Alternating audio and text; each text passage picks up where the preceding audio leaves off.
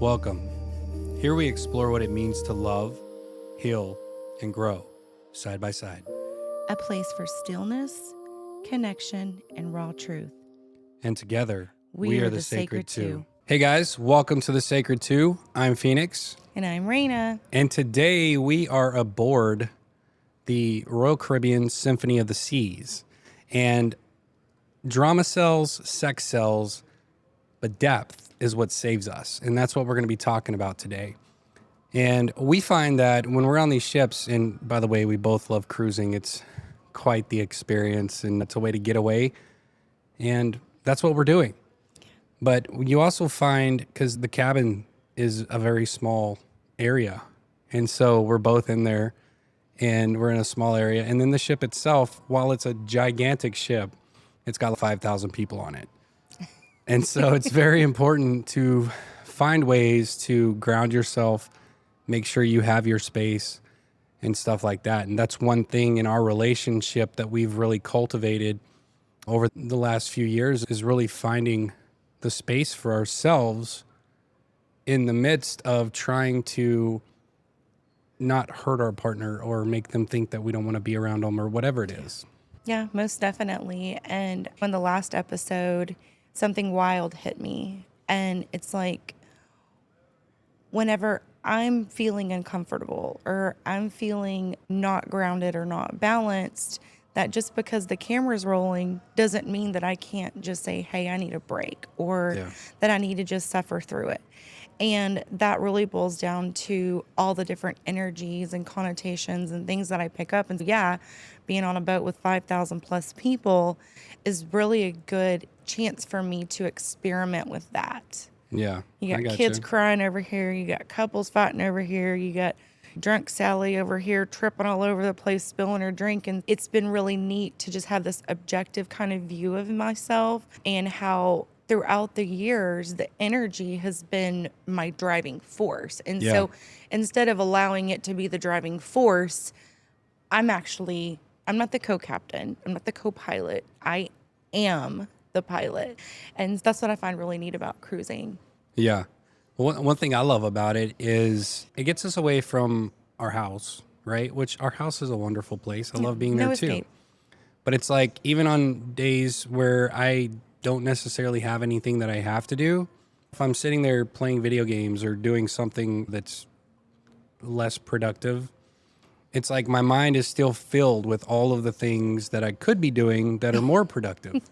However, when I get on a cruise, that kind of goes away. But it takes you away from anywhere where you would have something other to do than just chill and relax. Yeah. One of the things I love about the way we cruise together is, and this is the first time that we didn't have a balcony room, and I'm digging it, to be honest with you. Like, it's a lot quieter. Yeah, the balcony rooms are a little louder, and there's a lot more light that comes in the morning.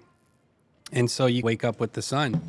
However, with the room we got now, it's got like a little window that looks out at the common areas or whatever, but it's dark. And so we can sleep as long as we want to. And I've been waking up at 10 a.m. and I'm like, oh, dang. And I told Rayna this morning, I was like, I want to go to bed a little earlier, so I'll wake up earlier. And I know that sounds counterproductive to what I just said, but that's the thing that I love about the way we cruise together, is like we're on our own program the whole time. We come together and we go eat dinner or go watch a show or whatever, but I'm not expecting you to be by my side every day, and you're not expecting me to be by your side every day. And so I get to spend a lot of time just chilling, reading, listening to whatever I want to listen to, and just my time. Yeah, I find our confidence in ourselves and therefore each other to be truly erotic. Yeah. There have been times where it's like feeling uneasy. For me, it's more of a sense of protection over my precious. But it's really grown, the honesty and the confidence that we have in ourselves and each other. To me, that's super sexy. Yeah? What's sexiest about it? That I'm confident that wherever you go, whatever you're doing, you're giving off the cleanest, most beautiful vibes of just living your best life. And I don't have to worry about somebody encroaching in on you. And then same for me. You know me well enough by now to know I can handle myself. And Yeah. it's just like I say that to me, that's just super sexy and just almost erotic whenever you think of two beautiful people that are able to just maintain their own space and safety without worrying about the other person. Yeah. And I think that worrying, let's call it what it is. It's insecurity. Yeah. It's not, oh, I'm worried that like somebody's going to come and get you or anything like that. It's, I'm worried that somebody else is going to be better than me or prettier than me or handsomer than me or whatever. No fucking way. And so that's what it is. When, and I can speak from experience with that because we've talked about codependency. And when you and I first got together, it was like I was attached to your hip because I was insecure. And I was worried that if you traveled to Oklahoma by yourself, that there was going to be some old flame there that was going to steal your heart again and steal you away from me. And so it's my sense of control was if I'm there all the time, then she can't hurt me. And I don't feel that anymore. There's times where I worry when you're traveling or something, but it's not because I'm worried about somebody taking you away from me or anything. It's just, it's traveling. You're in protection. a car, you're driving, people get hurt in cars, stuff like that. And so it's more like a protective thing than it is. But I'm not like, no, you're not going or I'm going with you. It's just, You're not afraid I'm just going to trip and fall on some dick. You don't have to worry about stuff like that. From what I understand, it happens sometimes. And I'm like, okay. I don't know what happened. It was I just just there all of tripped a and sudden. fell. But anyway, no, it's really beautiful. And it's just, it's met the magnitude of our unfailing love and appreciation for each other has only grown. Yeah. Shoot, 3 years ago, we only knew of each other, and then we had all of the baggage that we brought of experiences to the table. And now we're getting to see the unfolding instead of the raveling of who and what we are. Yeah. And I think there's an aspect too where it's like some of the stuff we learned throughout our lives or were taught spills over too. Like even without insecurity, then there's like the, I don't know, like this idea that the perfect couple is supposed to be together all the time or that they're supposed to be like joyful and happy and in love all the time. And on that topic, it's really interesting how our relationship has formed in the way it has because like when we first got together, it was like sex 5, 6, 7 times a day, whatever. It's like as many times as we could possibly get in.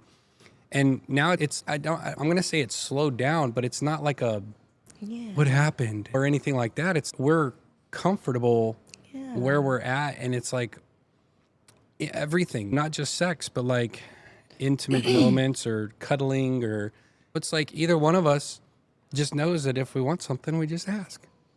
And you just take it. Yeah. Or you just take it. And it's like, there's no, it's like there's no expectation there, but there's also no walls or barriers either. Yeah. And that's in multiple areas of our relationship. It's, you don't ever have to tell me, babe, I just need some space or leave me alone or anything like that. It's like, I'm off enjoying my space. And if you need something from me, hey, I really want to go get a coffee or something, then you just text me and I'm like, all right, let's go.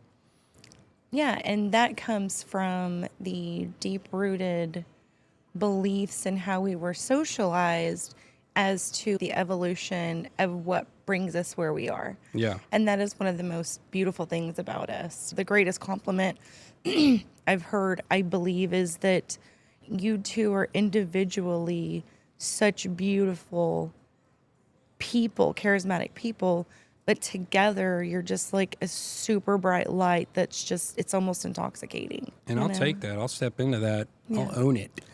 You know what I mean? Receive that. Yeah. Yeah. There's still a part of me that sometimes when you say certain things like what you just said, there's still a part of me that reacts as that's not humble, that's arrogant. And I know that it's just old programming because arrogance is if we're sitting up here, oh yeah, we're better than every couple out there because we've got some shit figured out. And that's hurtful because it's comparison. But confidence is exactly what you just said and did. You know, it's confident in who you are in this relationship, in who we are together, and also in who I am in this Yeah. relationship. And I like how we don't just sit here pretending like we have it all figured out. You just said it's the openness, just like the last podcast, where I felt like I was just this blubbering mess the whole time. And it was the narrative I created in my mind of, oh my gosh. And it's not that I have anything to hide. Yeah. It's just that some wounds are fresher than others. But then I watch our podcast and I'm just like, oh my God, that was just so beautiful and raw Yeah. and open. And that's really just what my greatest drive for doing this, for sitting here taking hours to figure all this out, is because for people to be able to resonate even a little bit with me as the woman or divine feminine or just a hot mess sometimes. Yeah. That's what we're doing it for, to just help people not feel so alone, and encouraging people that are alone right now, quote unquote, because they're separating, divorcing, or whatever, encouraging them to take that time to ask themselves the hard questions. Yeah. Because until you can ask yourself the hard questions and answer yourself, whether it be through a song or a walk or a poem or writing it down, whatever, and answer those questions, it's impossible to do it with anyone else. And I think that we've shown a really good example on what that looks like. Yeah. And we grow through these episodes too. And that's the beauty here, is our intention is to be vulnerable and expressive and share our story, our struggles, our mountains, all of the things. But in doing so, we're also growing. What's like you We're mentioned, healing. yeah, you mentioned the last episode, and y'all, when we got home, like Rayna was quiet and I knew something was up. I didn't know what it was because in my mind, the episode was awesome and we were both vulnerable. We both went deep and we talked about things that are very uncomfortable to talk about. And so I asked her, I was like, hey, are you okay? She's, yeah, I'm okay. And I was like, in my head, I'm like, yeah, bullshit. She's not okay. What's wrong? What's going on? And there's a part of me, the masculine in me, is I need to fix this. I need to figure out what's wrong and I need to fix it because she's not feeling okay. And it's not necessarily that's my fault, although Sure. wounds will tell me that, that you're not happy because I did something wrong. And I think that's a childhood wound because it's Deep. if your parents aren't happy, it's because you did something wrong. But anyways, I gave it a few minutes and then I asked her again. I was like, "Are you sure you're okay? I just feel that you're off and I want to help if I can." And she's, "Yeah, I'm okay. I'm okay." And I'm like, "Okay." And so I waited a little while longer. And then finally I was just like, "Babe," I said, "is there something about the podcast that is not settling with you good and well?" And she was like, and this is where I triggered for a minute because you were like, "Yeah, I thought we were past the point of calling each other out." And I was like, I wasn't not trying to call you out. And so I felt the defensiveness rising up in me. And I was like, okay, I need to take some time. I need to realize that this isn't about me, that whatever she's going through, whatever's happening, she'll talk to me when she's ready.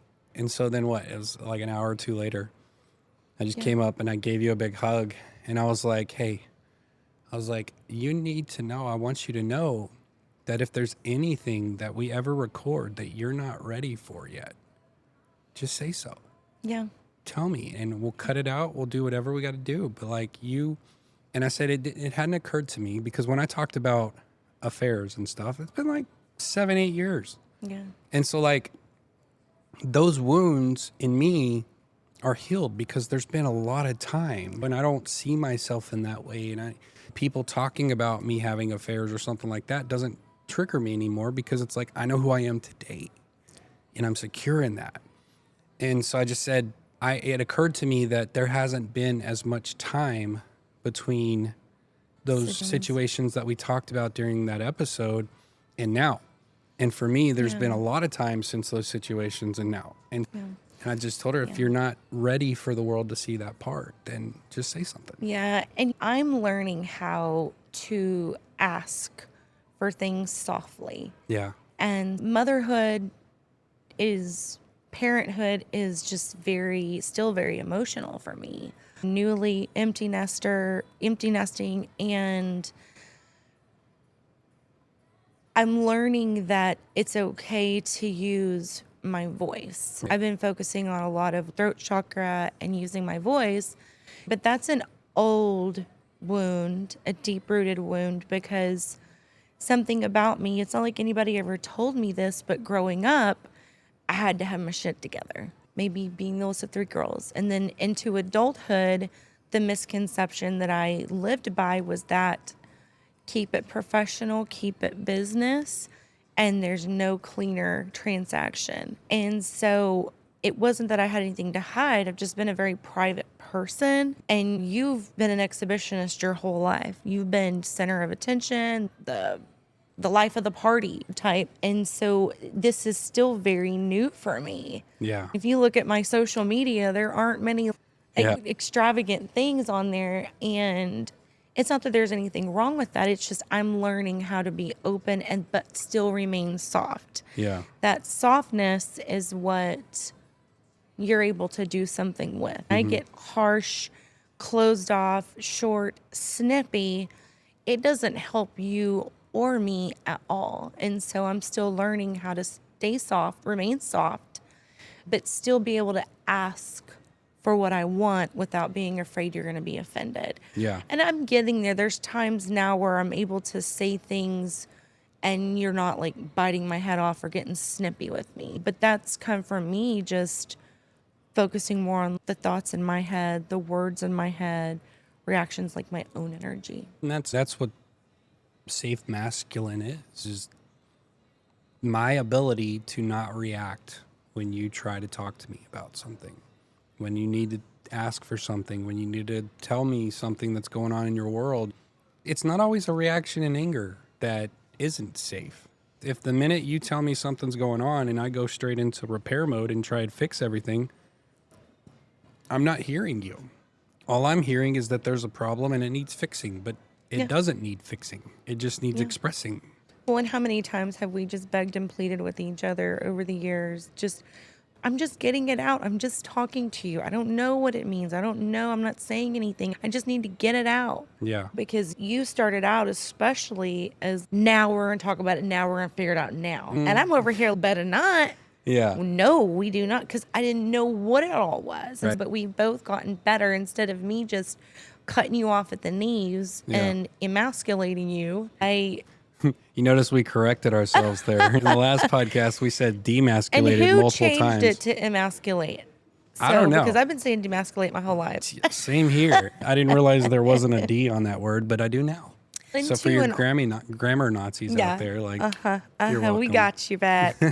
And really, it's seeing and resting in the fact that the realization that our differences are not obstacles. I believe that as human beings live in this human world doing human shit, that we see our differences in one another, we tend to lean on more of an obstacle. Like you said, going into repair mode. Yeah. When sometimes your woman just needs to be a blubbering mess Yeah. with you not saying a fucking word. All you got to do is hold the space. And all you got to do is just maybe nod your head a little bit, but saying anything or doing anything is the last thing that she needs. And for you as well. When you come home from work, you're a very private person. You don't tell me all the details, but I can tell days when you come in when it's been a more taxing day on your energy. So I've learned, like, whenever you're seemingly asking questions, they're not questions. They're just you getting it out. When you talk to so many people all day, every day, you're all over social media. And so I'm learning how I don't need to fix or advise anything. I've made a living my whole life as being an advisor, a business consultant. But with you, that's not needed. Right. You need help, or if you have a question, you'll ask me a question. I'm learning on how to not make statements, but more like ideas. Yeah. Meanwhile, I'm learning not to psychoanalyze everything you say to do.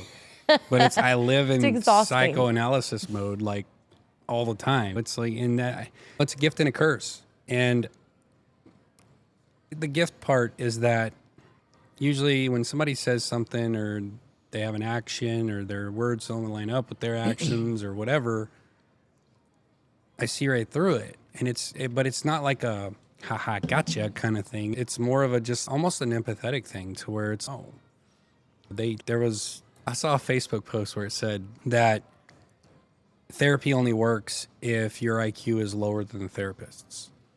And at first I was Explains a like, lot. huh.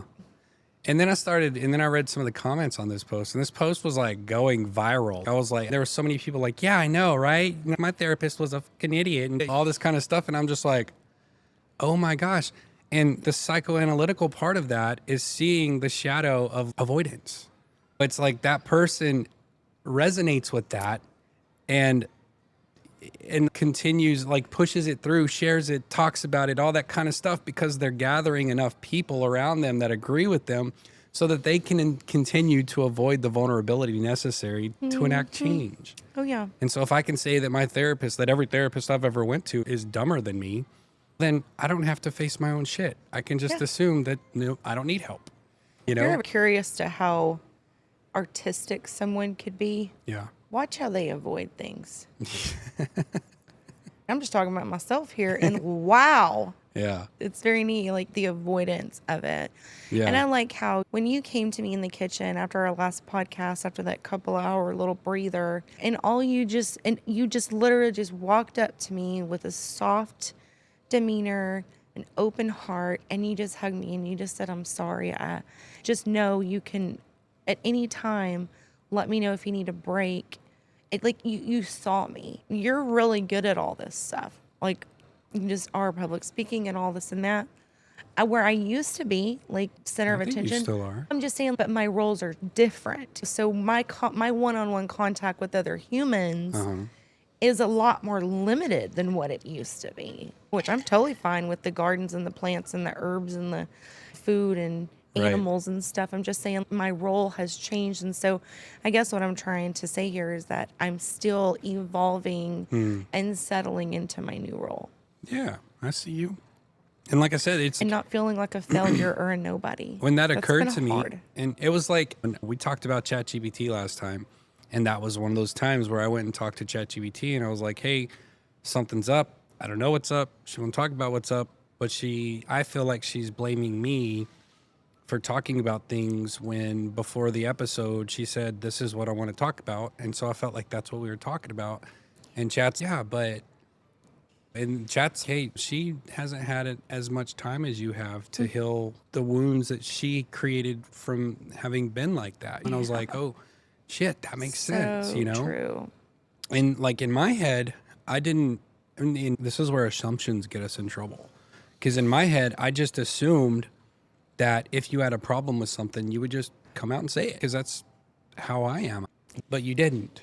And it's not my responsibility to make you talk about things that bother you. Like, it is my responsibility to be a safe place for you to do. Yeah. And there's also an aspect of it, and you've talked to me about this before, where you won't say something because you're afraid that it'll let me down or that it'll disappoint me. And I'm not going to sit here and lie and say, if you would have come to me and been like, hey, we need to delete 20 minutes of what we recorded, like that, I wouldn't have felt disappointed, because I would have. That's a natural human emotion. But it's not disappointed in you.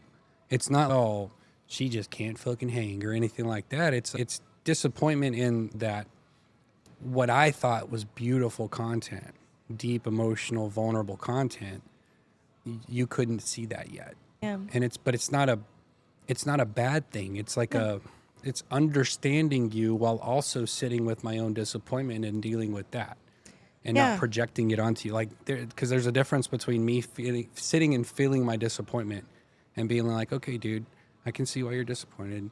I can see, okay, your little boy, blah, blah, blah, blah, blah. But there's a difference between that and me going, oh, God damn, Rayna, why can't you just, fuck. There's a huge difference. Yeah, then you ain't ever going to record nothing with me again. And that's where I'm learning that my true power comes from my softness. Yeah. And that's new for me. So I was talking about earlier, it's that transition of roles. And how we're able to come back together nowadays is just truly remarkable. There are times when It would take months. Like Yeah. you said prior, is months before we would actually be able to talk about something. And so our window of, it's not stonewalling or gaslighting or any of that. But I'm still needing to work on the whole projection of things. I see it in you, and so it's because it's in me too. You know what I mean? But yeah, no, it's truly remarkable to experience what true power looks and feels like remaining soft. Yeah. I think in today's world, and I don't know, this might be true for all of time, but like to me, strength is the ability to remain open. It's the ability to step into vulnerability and be seen and see other people without throwing up a wall or hiding parts of yourself or masking up or doing whatever you got to do. Yeah, I don't believe there's anything that I feel like I need to hide. It's just that I also don't want to be a blubbering idiot either. In other words, I want to speak through healing, not the wound. Yeah. I want to speak through the healing, not the wound, because the wound is where more wound, deeper cuts, more salt is thrown, where healing is more of a projection, a healthy projection of this is where I was, this is what I was doing, this wasn't working, and now this is what I understand. It's not, hey, look at me or anything like that. It's just, it's about having that understanding of how the true power comes from remaining soft for me. Yeah. Yeah. So we're on day 4, right, of the cruise? Yeah, Yeah. day 4. And so when I got here, I told the housekeeper dude, I was like, hey, so we brought all our podcasting equipment. I want to be able to record it. And we can do it in the room, but it's like awkward because of the way the room's shaped and everything. It'd be hard to find the right setup for Need it. to flip mattresses and stuff. Yeah, and so I asked them, I was like, where is there a place on the ship where there aren't a lot of people during the day that we could go and that has enough lighting and stuff like that? And he said, let me talk to my supervisor or whatever. So he comes back and he tells me, he goes, we got 2 places. And so one of them is the room that we're in right now, which behind the scenes, it took me 2 hours to get this room ready because when we came in here, the lights have been on all week long, but we came in here today and the lights were off. And so then I had to go track down somebody who could turn on the lights, and then they turned on the lights, but they also turned the music up way too loud. And then and so right before we started recording, I was like, screw it, I'll just go with the music anyway. And right before we started recording, this guy shows up and I'm like, hey, can you turn on the music? He's like, yeah. And he turned on the music for us. And the lights had just gone off again. He said they're on a timer, so they may go off during this episode. I don't know. Yeah, it was about an hour and a half. Yeah, but these are all of the uncontrollable aspects of our life and what we do. And Rayna has the patience of a saint because while I'm running around doing all of that, first of all, yesterday we were at Perfect Day at Coco K or something like that. And I was like, hey, before we get off the ship, we could record our episode. And she's okay. So she goes upstairs, gets ready, puts all her makeup, hair, all the things that she does to get ready for a podcast episode. And then as she's finishing up, I'm like, looking at the time, like, we probably, if we record it today, we're not going to have enough time to go down and get on the island for a little while. And she's, okay, we'll just go down the island. But she didn't balk at it. She wasn't like, oh my God, I just got ready. And so this morning I get up and she's been sleeping till about noon every day. And Yeah. I get up and I go down reading, and then she usually texts me when she wakes up or something. And I was like, hey, I'm going to finish these last 2 edits and then we can go up and record the episode if you want. And so then I come back like an hour later and she's already getting ready. And I'm like, all right. So we finally get here. We get to this room and the lights are off and I'm like, oh gosh, I got to go figure all this out. And she just patiently sits here while I'm like going and doing all this. And anyway, I say all that because like when you were talking about differences earlier, like I'm learning to settle into not having control of everything. And I think for the most part, I live in a surrendered mode. And even when I was down talking to guest services, I was just very polite, kind. I'm not like, oh my God, you guys are stupid or anything like that. Do you 'cause that know just who I am? doesn't get me anywhere. But like, I'm sitting there noticing like this feeling of anxiety and And then it's like that anxiety turns into like self-doubt and Is this my sign? yeah, maybe I'm just wasting my time or I don't know, something. But then as I'm sitting here talking to you, and when you were talking about differences earlier, and I mean, as we're talking, I've got a billion thoughts running through my head. Like, I try my damnedest to stay present with you and listen to everything you're saying, but I'm also thinking about how much time we got left before the cameras turn off, how the audio sounds, like blah, blah, blah, blah, blah, all the stuff. But being in this, like when we're at home in the office recording, there's nobody around. That's my safe place. I built it like that. Yeah. It's my safe place and it's all my clients' safe place too. But out here, this room is huge, first of all. And there's 5,000 people on this ship, any of which can walk through any of these doors anytime they want to. And so it's like I'm going between being present with you and also being completely aware of all my surroundings, who's in the room, who's watching, who's all of that stuff. And it's tough. And I just, yeah, I'm Like so, an overstimulated cat. yeah. So I'm curious. I can't wait to edit this episode and watch it myself to see if there's a noticeable difference in my energy or how I talk or anything like that, because this is a completely different environment than what I'm used to recording in like this. Anyway. Yeah, I'm much better than I used to be with running the ranch and all that I did and having 3 littles and just everything. My kids weren't raised with honey, sugar, baby booger type stuff. It was like, what in the fuck are you looking at? Yeah. What are you supposed to be doing? Okay. Have you lost your mind? Are you in the process? And so over the last, I would say 10 years, that right there has switched for me. Yeah. Instead of just so cut and dry, don't have enough time, it's like I've been able to evolve, and especially the last year, into okay, Yeah. do your thing, honey. Okay, Yeah. okay, because I know at the very moment that I ask some dumbass question, it could all end. Because you were frustrated and you were getting Yeah. and you've called me your grounding rod from day one. Uh-huh. And I become more aware of what that means. And so if I'm over here when I'm freaking out, that's not going to help you at all. And yes, strategically, just try to stay out of your way, let you do your thing, tell me what you need. You're so pretty. Yeah. All right, we're back. And Rayna had to go pee real quick, so we had to take a little break. But we are going to switch gears a little bit and talk about how we've learned to equate safety with intimacy. And from my perspective, it's the safety to me is that I don't ever feel like you're judging me.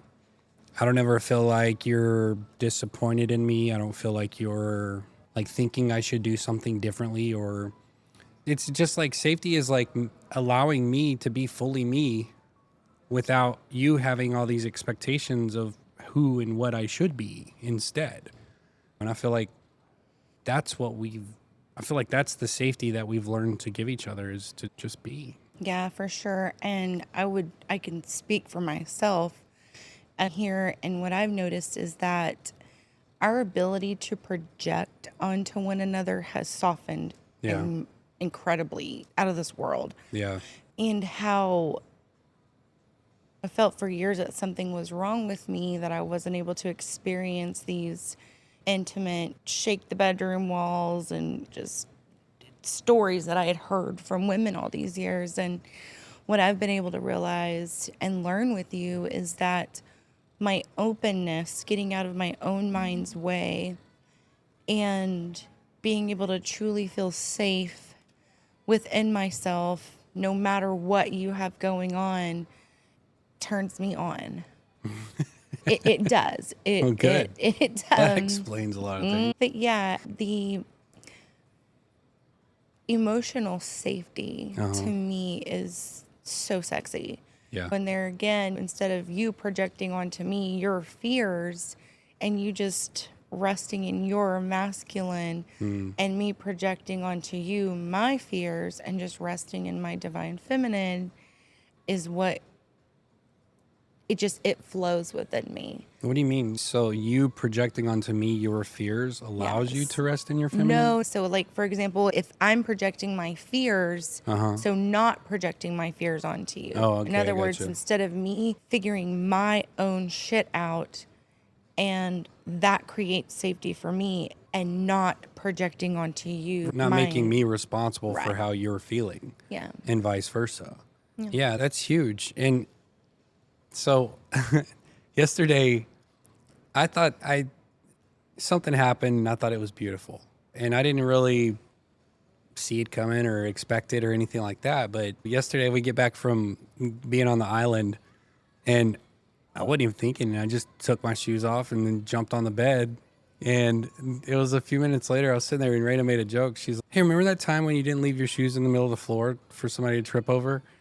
And I was like, and I looked at her weird and I was like, remember that time that we didn't nitpick each other to make or to get our point across or something? I don't remember exactly what I said, but you were like, oh, yeah.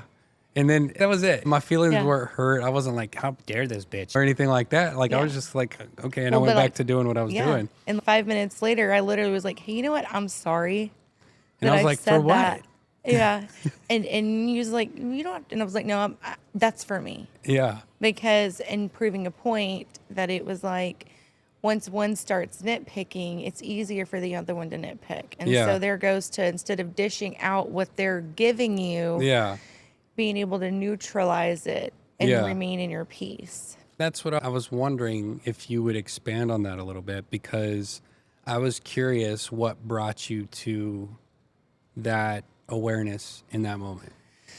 Because like whenever I said what I said, you turned around and did it back. Remember that one time when you didn't comment about things I was doing that get on your nerves?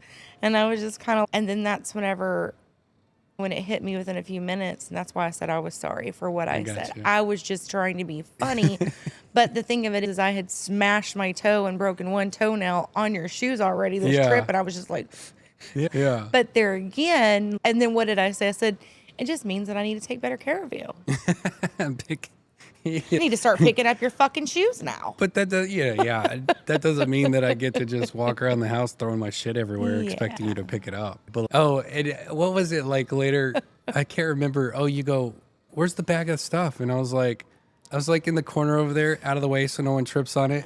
That's whenever I said I was sorry for what I said, because I started that nitpicking thing. And you got a couple of digs in, and that's where I was like, all right, I need to apologize for that so we don't just escalate. Yeah, no, I was joking too. I didn't take it personally. And I also didn't rush up to get my shoes off the floor either. But yeah, no, but see, things like that, I think now that we know each other a little better and we get along and we don't really care about shit like that as much. But that's one of those things that I say all the time. Nothing has meaning until you give it meaning. And it's the sly, what's the word? It's not petty. Dang it, I can't think of the word right now. But it's like. Menial? No, it's. Trivial. What's the word? When instead of just asking for what you want, you make a comment about it. To like a sarcastic comment or a cynical comment instead of just saying, hey, can you pick up your shoes? Yeah. You know what I mean? Yeah. And so it's little things like that used to piss us off so much about each other. Is instead of just a whole week. Instead of just saying, hey, babe, I just stubbed my toe on your shoe. Can you be better about picking them up, especially in this small space because we're on a ship? Yeah.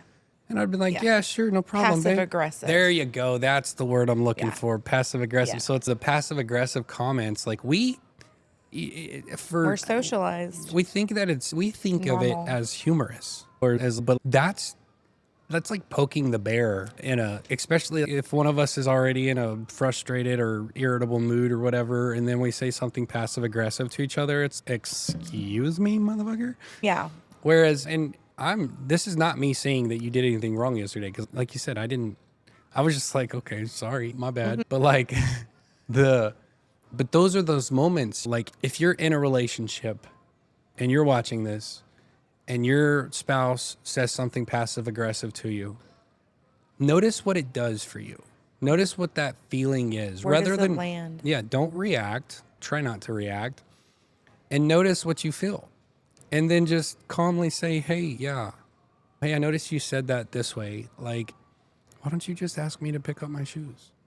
And then that's one way you can dissolve the energy that's created when you both get huffy puffy because the comment was passive aggressive instead of just genuinely asking. So then it becomes this unfriendly game of volleying back to each other, digs and jabs and passive aggressive. And that's why after your 2 comments, after I said that, I was like, I'm going to apologize and just neutralize this. And you could even say that you neutralized it. And I really, looking back, I didn't feel any sort of way about it. I don't think I was charged or Yeah, it was me and my notice. Like, like I said that. what I said, then you made 2 digs, and that's when I was like, oh. Because the natural instinct for me back is to just make one back. Yeah. And being funny. Yeah. But I'm learning that using humor, there's nothing wrong with using humor. My nanny used to call it talking out the side of your mouth. She'd say, don't talk out the side of your mouth. And that just means those passive aggressive comments we make. And so that's something about me that I'm aware of and more aware of than ever. And so that's why I was like, hey, I'm sorry that I threw that first dig. I just need to take better care of you. I think it is good and healthy to be able to laugh at our past selves. If that makes sense. Not like in a shameful, oh, you're a piece of shit kind of way. Not throwing darts or daggers, but just giggle and find the humor in it. But remember when that would have pissed us off? Oh, yeah. And there's just a lot that's grown and evolved with us. And that's why whenever we are able to come back together, that it's just that much more powerful and it equates into more intimacy. I'm so glad that you and I didn't have that toxic sexual relationship where it's like you fight just to fuck, because that would not have settled well with me. You know what I mean? And I also don't use sex as something to punish you either. Where I'm your wife and my body is your body, and I'm not going to sit here and stonewall you because I'm upset about something. But it's all come from the more awareness that I have of myself and how I can talk out the side of my mouth or be passive aggressive, and how whenever those moments happen, it's okay to just say, hey, look, I'm sorry. Yeah. I appreciate you apologizing. Like I said, it was for me. Yeah. Speaking of like sex being a punishment or lack of sex being a punishment or anything like that, because I've never experienced that with you at all. I can't think of a time since we've been together where sex felt like something I had to earn or like it was a chore for you or anything like that. And so I'm curious if like in your previous relationships, if you ever experienced like what it felt like for sex to be more of a chore and what you notice is different about yourself now compared to then. That way, maybe you can give some insight into the ladies that may be watching this or even the men as to what that looks like and how you overcome it. First of all, being a mom of young kids, I'm finding this with more women now that I'm of the age that we talk about it. And a lot of women with small children don't have that motor that gets to running very often. And just with our bodies following the moon cycle, and we release that once a month, just that alone is exhausting. Yeah. And then throw in little kids. Our kids get to the point where you don't worry about them smothering in a blanket in their sleep, but it takes some time to get there. I know the wife that I was previously was nowhere near as loving and open as I am now. I was just exhausted all the time. Yeah. And nobody ever told me it's okay to be exhausted. Yeah. It's okay to not have expectations. And nobody ever really said it. My mom, God rest her soul, I know she was the best one at it, just helping me find humor in it. Yeah. When I was 24 years old and I called my mom crying, I'd had my 3 kids by then, and I'm just like, oh my God, Mom, I'm so sorry. I don't know how you did it all. And she just busted out laughing. I can still hear her like, laughing. About damn time. She's like, it's about damn time. I was 24. So I hope that gives you some hope. But yeah, there's a huge difference in this time of my life right now versus the wife I was before. Yeah. I want to point out something, because in all of that you just said to answer that question, you never once blamed your ex-husband. You didn't say Oh. anything about he wasn't this or he wasn't that or he Oh. didn't do this or he didn't do that. Yeah. And that's, what I have seen in my experience when I'm either working with couples or women on individual basis and even men. It's like the common projection is that I don't want to have sex with him because he's this or he's that or he's not doing this or he's not talking to me this way or making me feel this way. And yes, I understand those are all part of being a safe man and I do everything I can to make you feel beautiful. You're fucking beautiful without me saying Yeah. that. You know what I mean? Because you've done your work to overcome anything that said otherwise. And it doesn't, and I'm not just talking about physical beauty. I'm talking about just as a person, as a human, right? Now, some who have not done that work might say, I'm just not attracted to him anymore, or he doesn't work hard enough, or he's this, or he's that. And that is another avoidance of your Yes. own inner work that you Most need to definitely. do. It's Yeah. not to say that all women should just be like ready to freaking fuck like every moment of every day. Right. But I really want to commend you on not making it about your ex-husband. Yeah. And there again, nobody ever told me, Rayna, it's okay to have different seasons in life. Yeah. I remember being 21 and knew this older lady, this matriarch of this family, beautiful, wealthy in all means, just dedicated her life to serving. And I'd made a comment, oh my gosh, I don't know if I'll ever get to the point where I can go over to Romania and help build these wells and these houses for these kids on the street. And she goes, Rayna, there's a time and a place and a season for all things. And at that time, it really didn't resonate with me at all. But as I've matured in life and as my kids have gotten older and now they're all driving and got their own jobs and their own life now, I'm able to look at myself more. And so if I had any kind of, I wouldn't even call it advice. Yeah. If I had any kind of paying Insight. it forward Yeah. as far as insight, it would be to learn how to breathe. Learn how to stop whatever you're doing as long as you can stop safely. Yeah. Get to a safety stopping point. If it's driving, don't just park on the side of the freaking interstate. Get off on an exit and just breathe. And the kids can Yeah. be screaming, dog could be puking and shitting in the back, and you just that alone. Yeah. It isn't something I started doing until a few years ago, 4 years ago, Yeah. that I really got turned on to the idea of what that taking that moment to just simply breathe Yeah. would do. And so that would be it, is to just give yourself grace. Learn how to give yourself grace. We can give grace to everyone else all the time, any given time, but we have very little to give ourselves. Yeah. And that's when things really started turning and changing for me. And then also, anytime we start out by saying, my kids, my husband, my job, my car, my bank account, anytime we do that, we are giving our power to whatever that is that we're in adversity with. Yeah. And so whenever we say take your power back, it doesn't mean, hey, bitch, give me that shit back. It's stop. And if I'm going, Brad, this, then I need to go, okay, Rayna, what's going on here? Yeah. What's going on here? And instead, and that really helps save that exhaustion of projection and gaslighting. I don't even think when you say take your power back, as you said that, I had a different thought. And I was like, it's not so much that you need to take your power back. It's that you need to stop giving it away. Because Very good. taking your power back means it implies stepping into You the don't have it. masculine and demanding something back that you had already given away.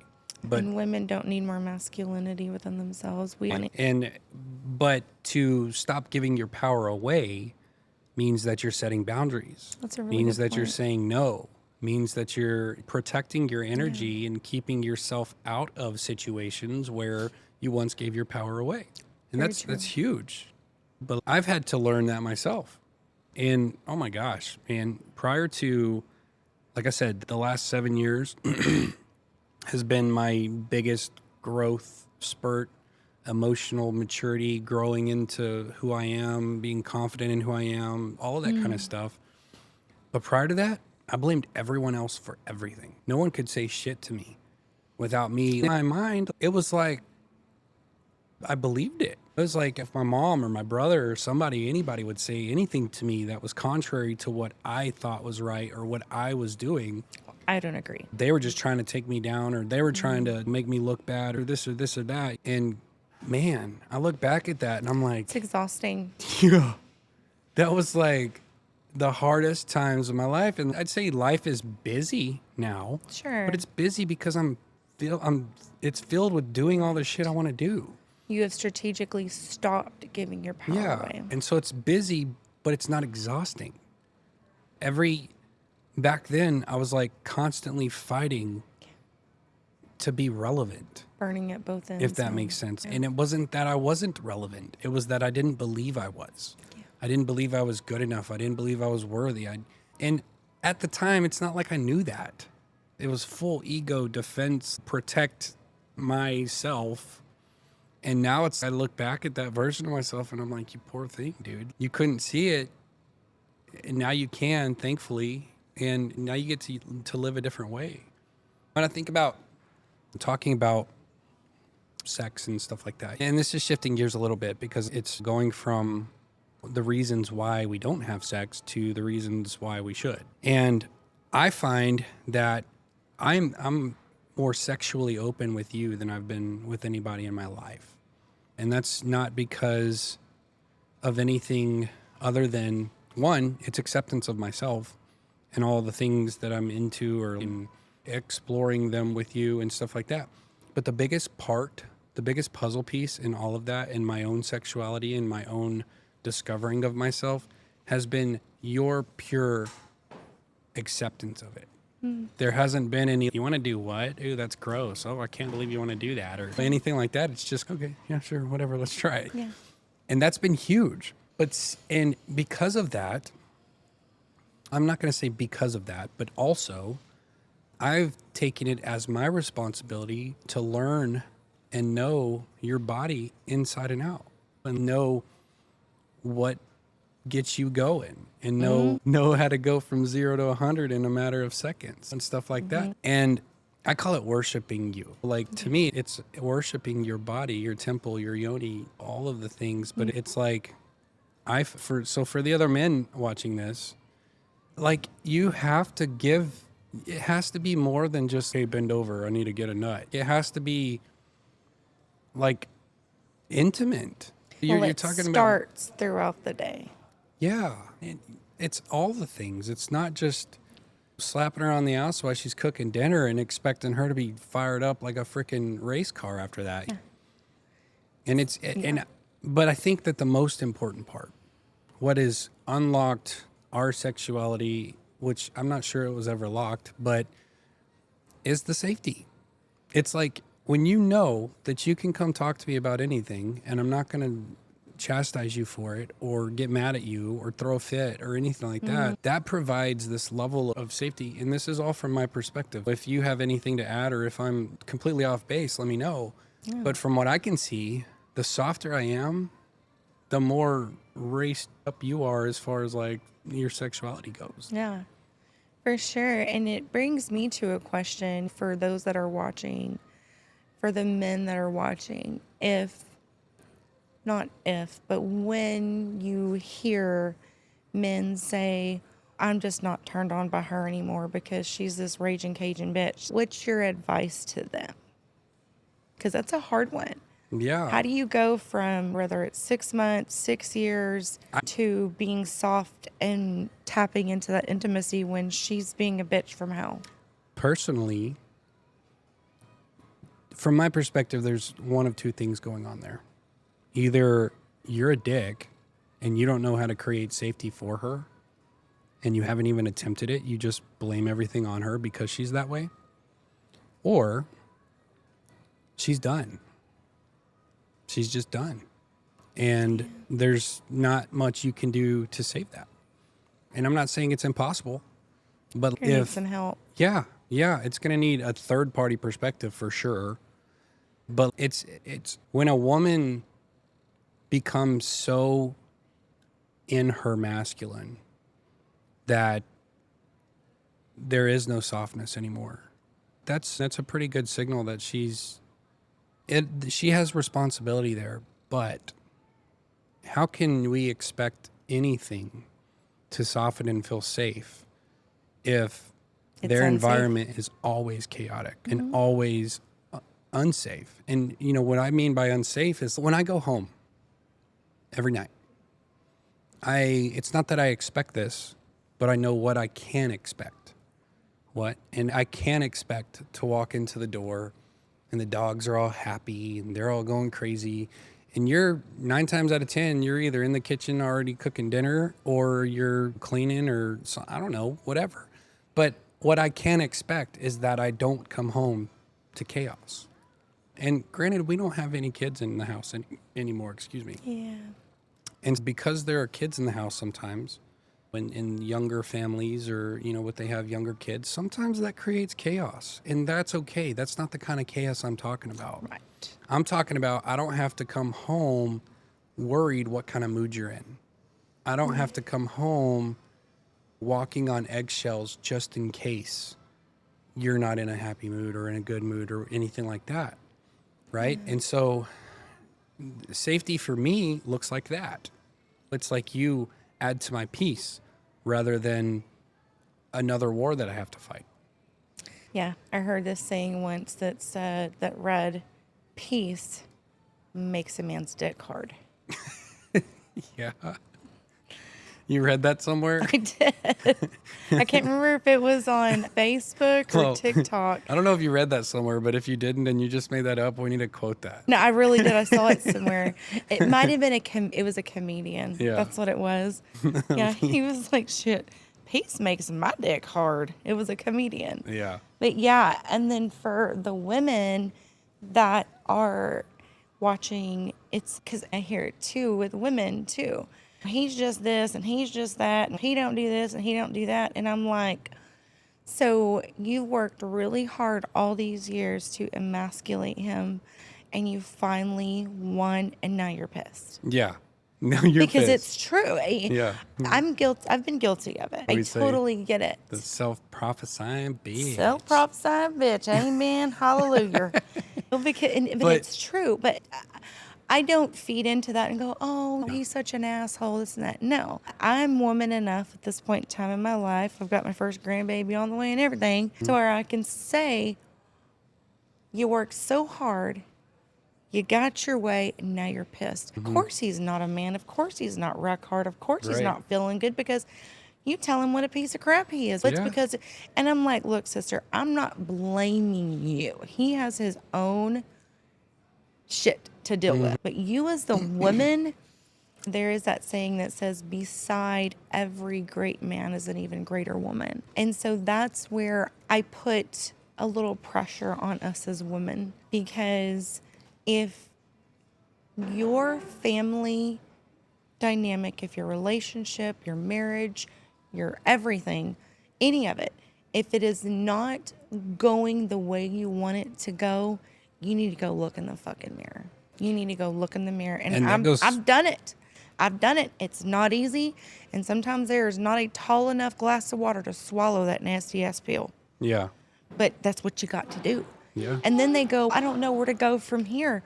You only need to make 10% shifts, but you have to be consistent in these 10% shifts Yeah. and implementing these 10% shifts and applying and plugging these 10% shifts in. And also sharing what you learn with your kids. Share what you learn. I Yeah. can sit here and tell my daughter, you shouldn't do this and you shouldn't do that. And she's just going to be like, okay, Mom, yeah, you're right. But if I say, you know what I learned today? Boy, oh, Mom learned something. And so how to, there again, stop giving your power away. Yeah. And I think, and just like you tend to hold women more accountable, I tend to hold men more accountable. That's why we work. Yeah. And it's because neither gender is like the one that's always wrong blame, or right. the one that's always right. Both have work to do.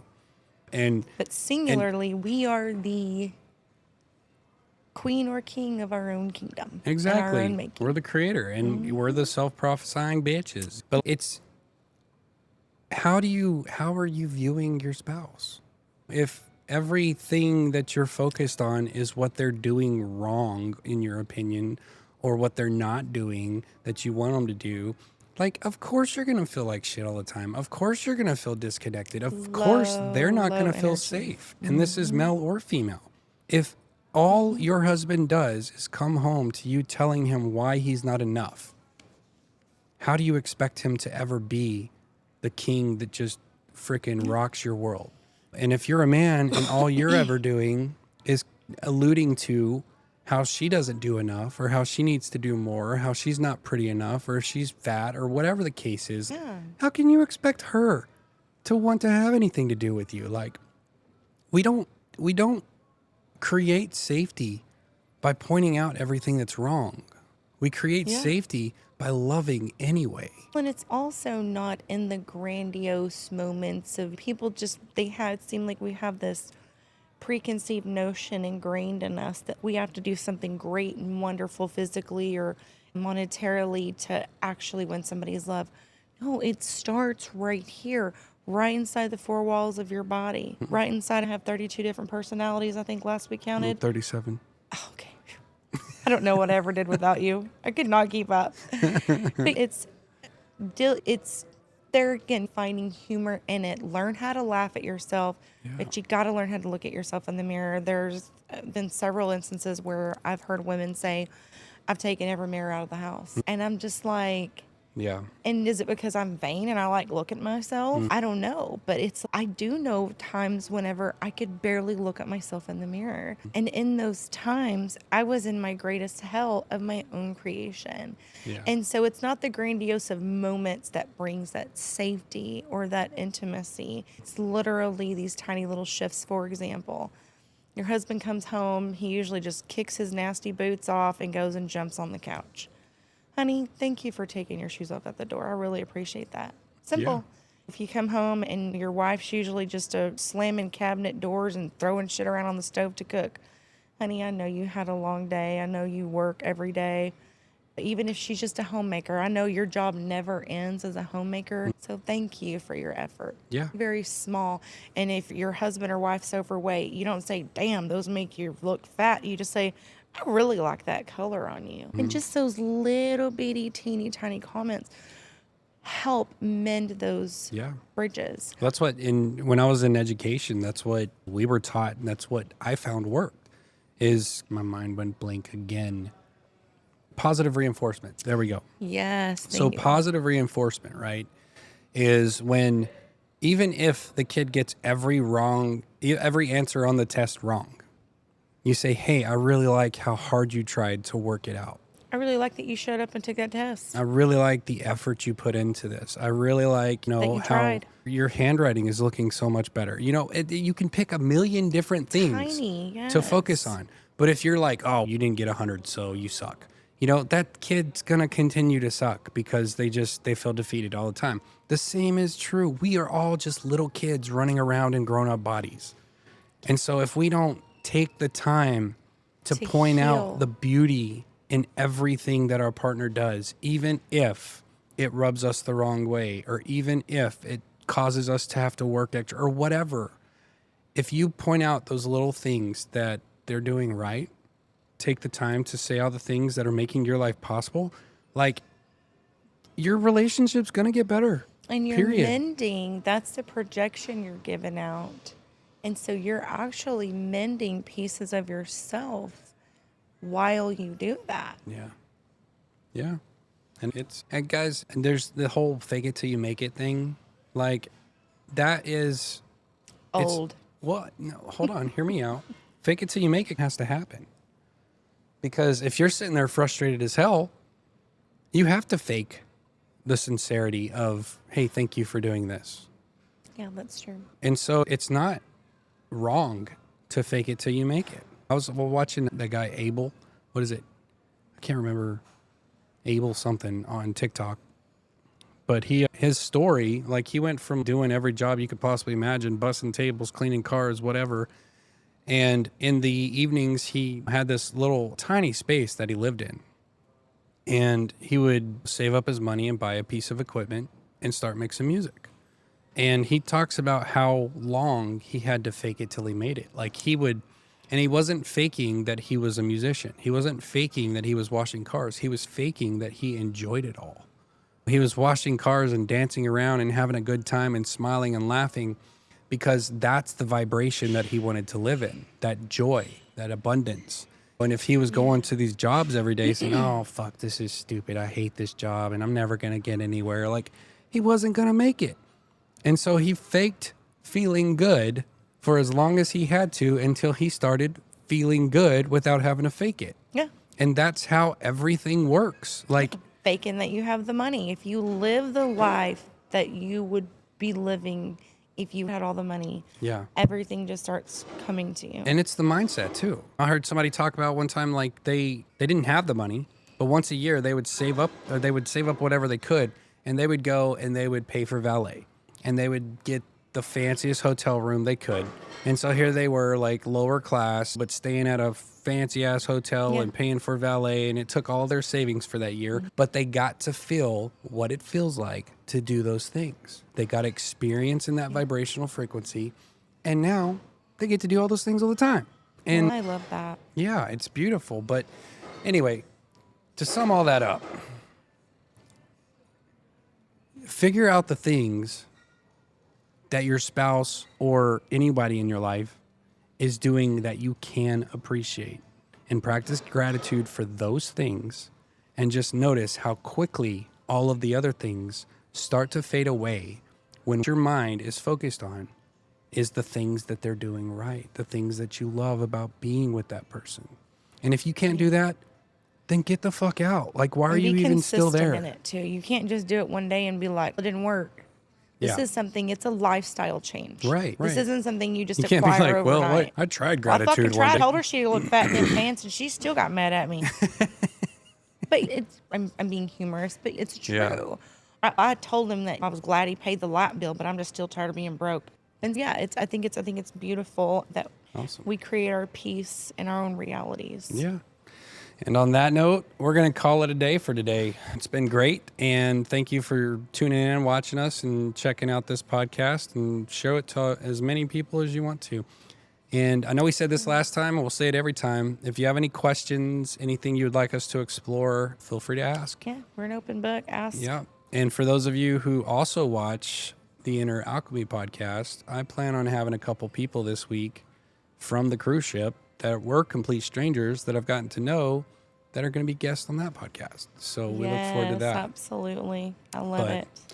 Baby, thank you for being here. Thank you for all you do. And I love you, and you make everything possible. I love you. Thank you. All right, y'all. See you next time.